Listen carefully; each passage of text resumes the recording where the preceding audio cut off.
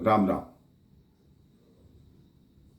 आपके जीवन में जो रिश्तों की गांठ होती है उसके धागों को सुलझाने की कोशिश कीजिए, उसको कैंची से काटने की कोशिश मत कीजिए। किसी किताब का एक पृष्ठ खराब हो, उस पृष्ठ को निकाल दीजिए, पूरी किताब को एक तरफ फेंकने की कोशिश मत कीजिए। महाभारत का युद्ध चल रहा था, 9 दिन का युद्ध हो चुका था।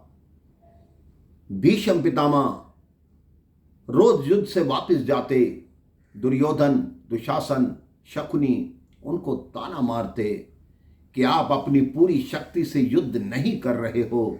अगर आप अपनी पूरी शक्ति से युद्ध करते तो पांडवों की क्या बिसात कि वो आपके आगे टिक सकें। आप पांडवों से मिले हुए हो, आप उनका वध करना बिल्कुल नहीं चाहते।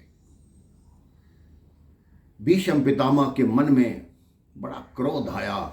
उन्होंने कहा, ठीक है, तुम मुझे उनके पक्ष का समझते हो तो मैं भीष्म प्रतिज्ञा लेता हूं कि कल पांडवों का वध करूंगा।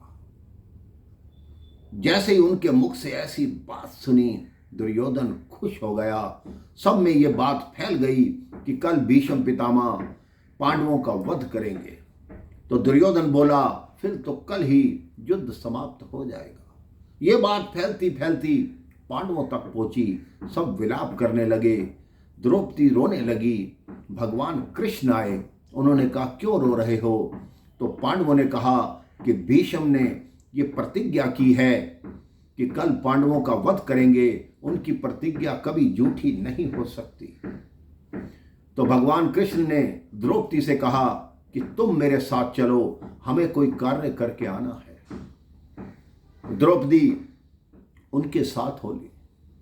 भगवान कृष्ण ने कहा, अपने एक वस्त्र मुझे प्रदान करो, मैं भी महिला के रूप में तुम्हारे साथ चलूंगा। अब द्रौपदी और भगवान कृष्ण भीष्म पितामह का जो शिविर था उसके बाहर गए, क्योंकि महाभारत के युद्ध में महिलाओं को आने जाने की पूरी अनुमति थी। वो किसी भी शिविर में जा सकती थी। द्रौपदी के कान में भगवान कृष्ण ने ऐसी बात कही कि तुमने जाकर ये करना है। भीष्म पितामह अपनी साधना में व्यस्त थे। द्रौपदी ने जाके उनके चरण छुए और अपनी आदत के अनुसार भीष्म पितामह ने देखा नहीं कि कौन महिला है जो चरण छू रही है। उनके मुख से निकला, अखंड सौभाग्यवती भव। जैसे ही द्रौपदी ने अपना मुख उठाया, भीष्म ने कहा, ये तुमने कैसा आशीर्वाद ले लिया? तुम्हारे दिमाग में इतनी बात नहीं आ सकती। जो तुम्हें यहां साथ लाया है वो कहां पर है? तो द्रौपदी जी ने कहा, वो बाहर खड़े हैं। भीष्म बाहर आए, उन्होंने देखा भगवान कृष्ण नारी के रूप में द्रौपदी के पांव की चप्पल अपनी काख में दबाए चुपचाप खड़े हैं। भीष्म के मुख पे हंसी आ गई। उन्होंने कहा, आपके इस रूप के दर्शन भी मैंने कर लिए। कहते, आपने ये क्या करवाया? पहले मेरे से प्रतिज्ञा कराई और अब इसी प्रतिज्ञा को मेरे मुख से तोड़वा दिया। अब आप ही कोई कारण बताओ। तो भगवान कृष्ण ने कहा, कारण तो आप बताएंगे कि आपकी मृत्यु कैसे होगी, पांडव कैसे बचेंगे। तो भीष्म ने कहा, तुम ऐसा करना, किसी महिला को अर्जुन के रथ पे खड़ा करना और अर्जुन को बोलना कि मेरा वध करेगा। तो भगवान कृष्ण ने कहा, किसी महिला का युद्ध भूमि में आना वर्जित है। तो भीष्म ने स्वयं कहा, शिखंडिनी, जो अब शिखंडी के नाम से आपकी सेना में है, उसको आगे खड़ा करोगे, क्योंकि वो कई जन्म ले चुकी है मुझे मारने के लिए। क्योंकि वो काशी नरेश की पुत्री अंबा है जो कई जन्मों बाद आकर शिखंडी बनी है। अब उसको अवसर प्राप्त हुआ है, वो मेरा वध करवा सकेगी। उसे अर्जुन के आगे खड़ा करना। अर्जुन उसकी आड़ में से ही बाण चलाएगा। जब वो सामने होगी तो मैं बाण का प्रयोग नहीं करूंगा। 10वें दिन के युद्ध में शिखंडिनी को अर्थात शिखंडी को अर्जुन के रथ के आगे खड़ा किया गया। भीष्म पितामह समझ गए कि आज मेरी मृत्यु का दिन है। उन्होंने हंसते हंसते अर्जुन के तीरों को स्वीकार किया। जब कई दिन हो गए उनको बाण शैया पर पड़े हुए, तब भगवान कृष्ण उनसे मिलने आए। उन्होंने भगवान कृष्ण से पूछा कि हे माधव, आप ये बताओ, ये मेरे कौन से पिछले जन्म के दुष्कर्म का फल है जो इस तरह मैं बाणों की शैया पर पड़ा हूं?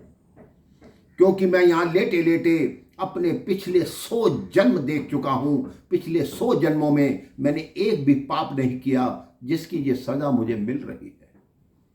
कृष्ण जी ने हंसते हुए कहा, आपने 100 जन्म देखे हैं, 101वां जन्म देखो, आपको ज्ञात हो जाएगा कि आपको ये सजा क्यों मिल रही है। तो भीष्म ने कहा, आप ही बताएं कि मैंने ऐसा क्या किया था। तब उन्होंने कहा, आपने एक सांप को उठा के एक झाड़ी में फेंका था जिसमें बहुत सारे कांटे थे। वो कांटे सांप के शरीर में घुस गए थे। उसी पाप का फल है कि ये बाण उन्हीं कांटों की तरह आपके शरीर में घुस गए हैं।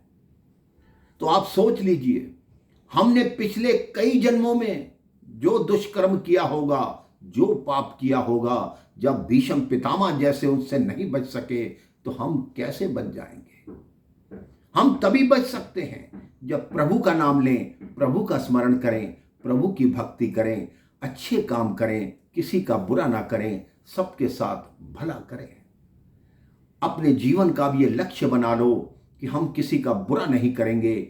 सबसे बड़ा जो धर्म है वो मानवता है। किसी मानव के साथ बुरा मत करो, किसी का मन मत दुखाओ। राम राम, जय श्री राम।